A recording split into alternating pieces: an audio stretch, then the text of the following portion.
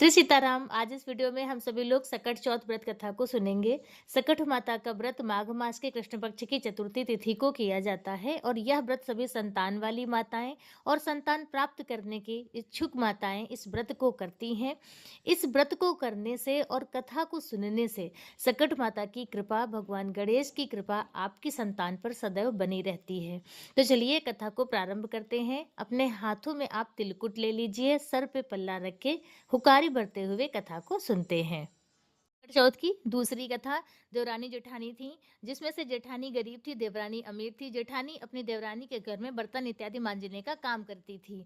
सकट चौथ का त्योहार आने वाला था, तो जेठानी की जो गरीबी में था उसने चावल के कन के लड्डू बनाए और बथुआ के लड्डू बनाए। सकट चौथ का व्रत रखा, बड़े ही श्रद्धा विश्वास से उसने पूजा अर्चना की। सकट माता उसकी पूजा और भाव से प्रसन्न हुई और रात में उसके घर आती हैं और कहती हैं, ब्राह्मणी खोल के मड़िया। तो ब्राह्मणी कहती है, अरे माता जी, छोटी सी टटिया लगी है, लात मार के अंदर आ जाओ। तो सकट माता उस समय एक बूढ़ी महिला का रूप रख के आती हैं। तो वह जो जेठानी होती है वह पहचान नहीं पाती है, तो वह एक बूढ़ी महिला, एक बूढ़ी माता को समझ के उनकी सेवा करती है। तो कहती है कि लाओ, हमारे भूख लगी है, कुछ खाने को दो। तो उसने कहा, आज सकट चौथ का व्रत है, हमने यही प्रसाद बनाया है, तो आप यही खा लीजिए। तो वही जो जो भी लड्डू उसने, कन के लड्डू, बथुआ के लड्डू जो भी बनाए, वह खा लेती है। और फिर कहती है, हमारे प्यास लगी है। तो उसी जगह पर एक घड़े में पानी रखा होता है, तो वह माता जी को पानी पिलाती है। उस बूढ़ी सकट माता स्वरूप जो बूढ़ी माता होती है, उन्हें पानी पिलाती है। फिर कहती है कि अब हमें नींद आई है। तो कहती, बाल बच्चे सो रहे हैं, यहीं पर लेट कर आप भी सो जाइए। माता रानी सो जाती हैं। आधी रात में जब जागती हैं, कहती हैं, अब मेरा तो पेट गड़बड़ लग रहा है, मुझे कहीं जाना है। तो उन्होंने कहा, अरे माता जी, लिपा पुता पड़ा है पूरा घर, आप जहाँ मर्जी आए वहां पर आप चली जाइए और सुबह हम उसे साफ कर लेंगे। तब माता जी एक कोने में जाती हैं, कहती, अरे अभी और जाना है, तो ये दूसरे कोने में जाती हैं। तो इस तरह से करते करते घर के चारों कोनों में माँ भगवती उनके घर में खूब अन्न धन के भंडारे भर देती हैं। और उसके बाद फिर जब सुबह, और जो ब्राह्मणी होती है वह व्रत रखे होती है, तो कहती है कि अब रात में साफ सफाई नहीं करेंगे, सुबह उठ के करेंगे। सुबह जब वह उठती है तो देखती है वह बूढ़ी माता तो होती नहीं है।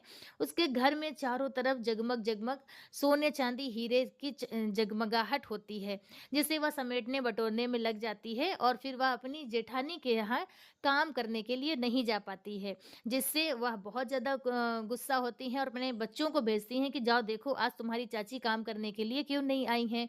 तो बच्चे जाते हैं और वहाँ देख कर तो वह बिल्कुल चकाचौंध हो जाते हैं। वापस आते हैं, अपनी माँ से बताते हैं, अरे चाची के घर में तो बहुत सारा सोना चांदी, सब बहुत सारे जेवर इत्यादि हैं, चाची उन्हीं को सब समेट रख रही हैं। तो फिर वह जब अपने सब करने के बाद फिर अब जब वह अपनी देवरानी के घर पहुंचती है, तब वह पूछती है कि ऐसा सब कैसे हुआ। तो उसने जो कुछ भी उसके साथ घटना घटी, उसने सब कुछ अपनी जेठानी को बता दिया कि इस तरह से हमारे साथ में हुआ। अगले वर्ष जब फिर सकट चौथ का व्रत आता है, तो वह भी उसी तरह से करती हैं। पूरी तरह से संपन्न होने के बावजूद भी वह माता भगवती को कन के, बथुआ के लड्डू खिलाती हैं, घड़े से टूटे खपरे में पानी पिलाती हैं, जमीन में उन्हें शयन कराती हैं। और उसके बाद फिर जब माँ भगवती उनसे भी आधी रात में कहती हैं कि अब मेरे पेट में कुछ गड़बड़ हो रही है, हमें कहीं जाना है। तो उन्होंने कहा, इस कोने में चली जाओ, उस कोने में चली जाओ, कहती रही माता भगवती। उनके भी सभी कोनों में जो अपना जो कार्य है वह करती हैं। और उसके बाद फिर फिर जब वह सो जाती है, जब सोती है तो उन्हें तो नींद नहीं आती है कि अभी सब चारों तरफ सोना चांदी हो जाएगा, तो हमें समेटना होगा।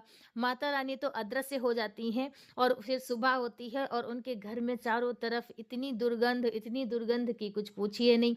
फिर वह जो है अपनी जेठानी को फिर से बुलाती हैं, कहती, जो कुछ भी बताया मुझे गलत बताया, और देखो हमारे घर में सब क्या हो गया है, कितनी गंदगी हो गई है। तो उन्होंने कहा कि आपने कैसे पूजा की। तो उसने जैसे पूजा की वह बता दिया कि जिस प्रकार से तुमने बताया था उसी प्रकार से मैंने उनकी पूजा की, उनके साथ में उनकी सेवा करी।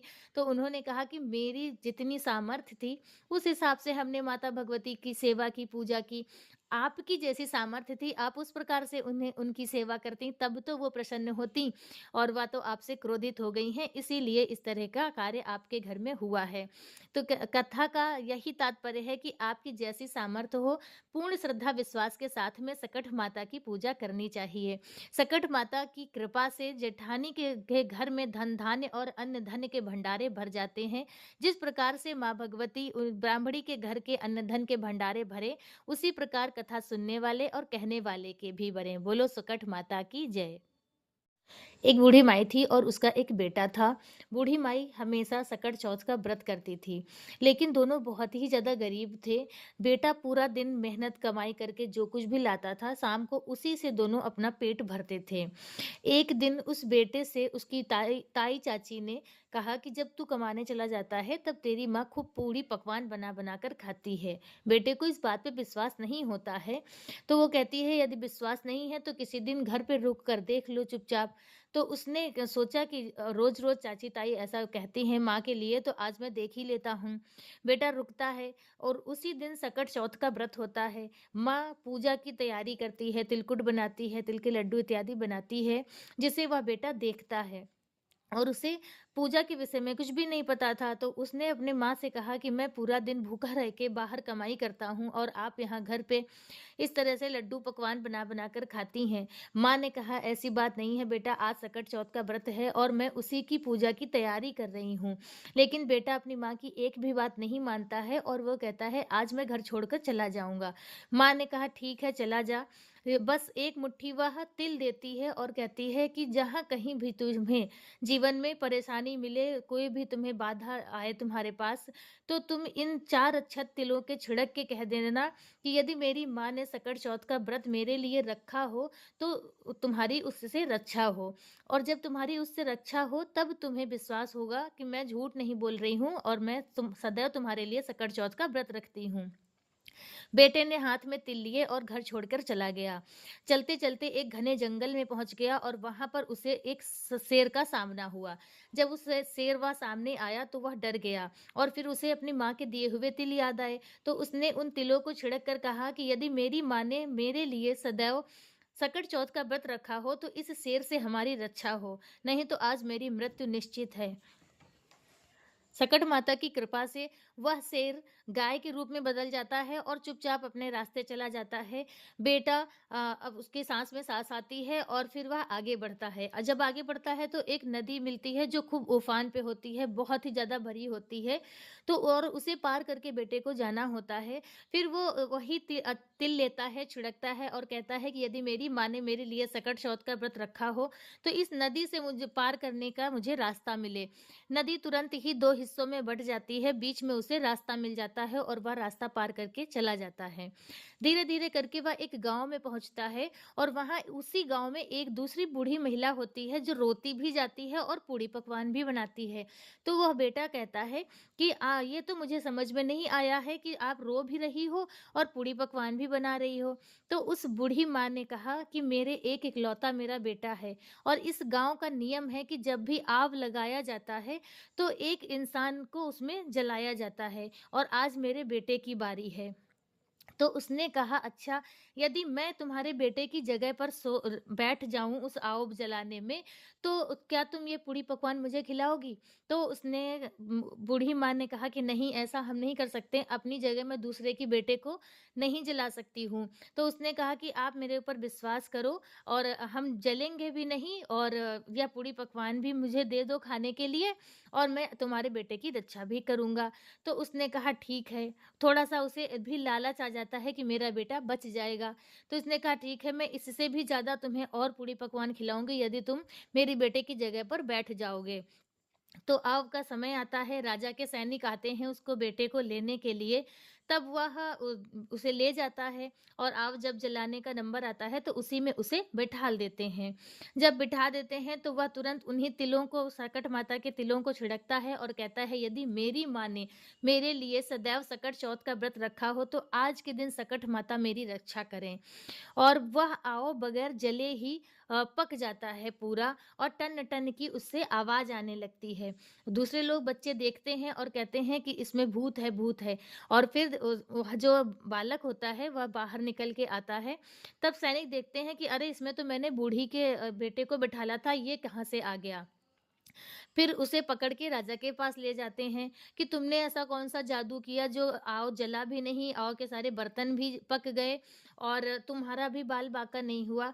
तब उसने बताया कि मेरी माँ मेरे लिए माघ मास के कृष्ण पक्ष की चतुर्थी तिथि को सकट चौथ का व्रत रखती है और उसी सकट माता की कृपा से आज मैं पूरी तरह से सुरक्षित हूँ। तब से राजा ने अपने पूरे नगर में यह प्रचार करा दिया कि सभी माताएं अपने संतान के लिए सकट चौथ का व्रत रखेंगी और फिर उस राजा ने उसी लड़के से अपनी बेटी का विवाह कर दिया। फिर दोनों पति पत्नी वहीं उसी गांव में रहने लगे। एक दिन उसने देखा कि उसकी गांव के जहां से वह छोड़कर आया था, तो उसने कहा कि देखो आज हमारे क्षेत्र की तरफ बादल उठ रहे हैं। तो उसने कहा कि क्या आपका भी गांव है? तो कहती हाँ। तो उसने कहा मेरा गांव भी है, मेरा और मेरी एक बूढ़ी माँ भी है। तो उसने कहा कि तो फिर आप अपने गाँव क्यों नहीं जाते हैं? तो उसने कहा कि चलो चलते हैं, आप अपने माता-पिता से आज्ञा ले लो। तब उन्होंने कहा उसने अपनी माता-पिता से आज्ञा ली कि हम अपने गाँव जाना चाहते हैं, अपने ससुराल जाना चाहते हैं। तो उसकी माँ बहुत प्रसन्न होती है, कहती है बिल्कुल आप बिटिया तुम अपने गाँव जाओ। तो वह जो है उनकी खूब तैयारी करती है, खूब हाथी घोड़े सैनिकों के साथ, नौकर-चाकरों के साथ वह अपनी बेटी को विदा करता है राजा। और फिर दोनों जो उसका बूढ़ी माँ का बेटा है और उस बहू दोनों पति-पत्नी अपनी माँ से मिलने जाते हैं। तो गाँव के बाहरी लोग उसे देख लेते हैं, पहचान लेते हैं, तो जाके बताते हैं कि अरे माताजी तेरा बेटा आ रहा है, अरे माताजी तेरा बेटा आ रहा है। बेटे के वियोग में रो-रो कर माँ की आँखें तो जा चुकी थीं, तो उसने कहा मैं कैसे मानूँ कि मेरा बेटा आ रहा है? तो उसने कहा यदि मेरा ही बेटा होगा और या सकट माता की सत्यता होगी, तो मेरे दूध की धार उसके मुँह में जाएगी। और ऐसा ही हुआ, उसकी दूध की धार उसके मुँह में गई और फिर वह जो बेटा है अपनी माँ के पास आया, चरण पकड़ के माफ़ी माँगी उसने और फिर दोनों बेटे-बहू और बूढ़ी माँ सकट माता की कृपा से खुशी-खुशी अपने घर में रहने लगे। बोलो सकट माता की जय।